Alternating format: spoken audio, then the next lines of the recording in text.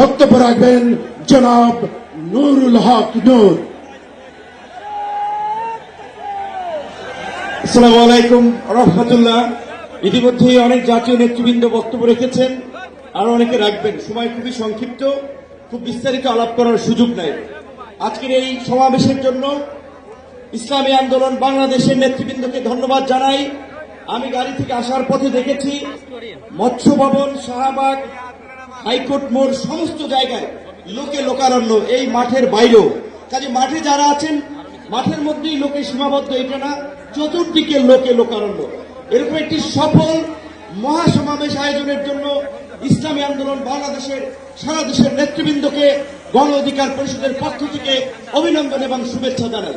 অভিনন্দন এবং শুভেচ্ছা জানাই ইসলামী আন্দোলনের পীর সাহেবকে এবং তার সাথে অন্যান্য সিনিয়র নেতৃবৃন্দকে, যারা আজকের ইসলামী আন্দোলনের এই সমাবেশে বাংলাদেশের প্রায় সকল মত পথের রাজনৈতিক দলের নেতৃবৃন্দকে এই মঞ্চে একত্রিত করেছেন।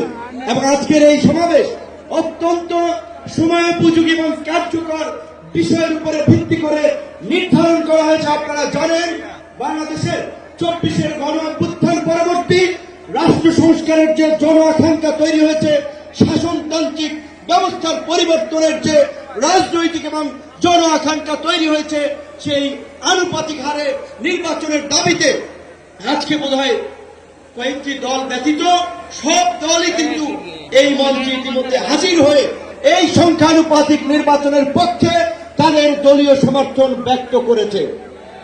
আমরা পরিষ্কারভাবেই সংস্কার কমিশনকে বলতে চাই, সমাবেশ শুধু একটা দলের দেখেছেন, সবেমাত্র শুরু হয়েছে। ইসলামী আন্দোলন আজকে করেছে, 19 তারিখ জামাত করবে, তারপরে গণ অধিকার পরিষদ করবে। রাষ্ট্র সংস্কার এবং জন আকাঙ্ক্ষার বাস্তবায়নে সমস্ত রাজনৈতিক দলগুলো জনসমাবেশের মাধ্যমে এই সরকারকে তাদের সমর্থন দেখিয়ে দেবে। তাই আমরা বলতে চাই, কোন দু একটি দলের উপরে ভিত্তি করে, দু একটি দলের কথায় সংস্কারের নকশায় পরিবর্তন আনা যাবে না। আমি সংস্কার কমিশনে বলেছিলাম, দেশ স্বাধীনের পরে ডক্টর কামাল হোসেনরা বলেছিল, আমাদের নেতা শেখ মুজিব, আমরা তো তাকে দেখে সংবিধান নির্মাণ করেছিলাম, রচনা করেছিলাম, তাকে এম্পাওয়ার করার জন্য। আজকে সংস্কার কমিশনকে বারবার আমরা বলতে চাই, দু একটি দলকে প্রাধান্য দিয়ে বেশিরভাগ জনগণের আকাঙ্ক্ষার বিপরীতে গিয়ে কোন সিদ্ধান্ত বাস্তবায়নের দুঃসাহস দেখাবেন না।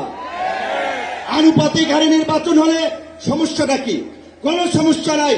প্রধানমন্ত্রীর মেয়াদ 10 বছরের বেশি না থাকলে সমস্যা কি? আমরা অত্যন্ত যৌক্তিকভাবে এই কথাগুলো দফায় দফায় আলোচনায় তুলে ধরছি, কিন্তু এটা পরিষ্কার, সংবিধান এই সংস্কার জাতীয় ঐক্যমত্য কমিশন কেন জানি দু একটি দলের প্রতি পক্ষপাতমূলক আচরণ করছে। পীর সাহেব সহ জামাতের নেতৃবৃন্দ তারাও বলছে, আমরাও বলছি। আজকে সারা বাংলাদেশের উপজেলা, পৌরসভা, সিটি কর্পোরেশনে স্থানীয় জনপ্রতিনিধি নাই। কাজী এই সরকারের আমলে যেমনি ভাবে জাতীয় নির্বাচন হবে, একই সাথে অনতি বিলম্বে আমরা স্থানীয় নির্বাচন আয়োজনেরও দাবি জানাচ্ছি। সবাই ভালো থাকবেন। আসসালামু আলাইকুম।